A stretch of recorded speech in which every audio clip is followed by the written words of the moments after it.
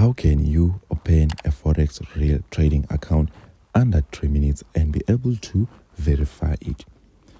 On the comment section below, there will be a link so that you can click on it, which is going to direct you to IC Markets and be able to register an account. And verifying an account, it's simple. So let's do this. So we're going to put our first name here. Remember, when you put first name, you must make sure that if you have two names, you're going to put them like this, okay?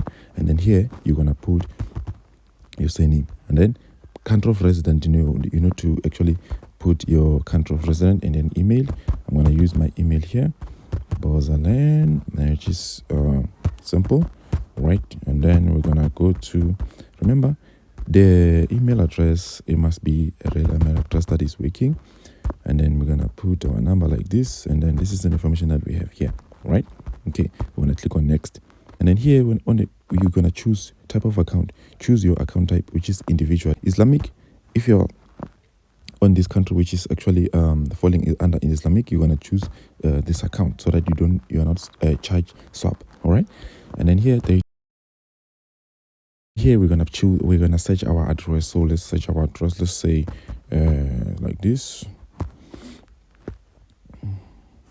And then now we have our address on the postal code, right? So here we're going to click on I was referred to, and then we're going to put this number here. This number is it's a must that you must put it, okay? I was referred to, which is, or you were referred by me, all right? So if then this number here is not here, you're going to click on it so that you can actually have this number, all right? So you're going to click on next. Now we're on step 3, all right? On step 3, we're going to choose the platform that we're going to use, MT5 or MT4 or CTrader. So we're going to go with MT5, and we can choose the 3 of them. It's okay, but for now, let's just choose MT5, all right?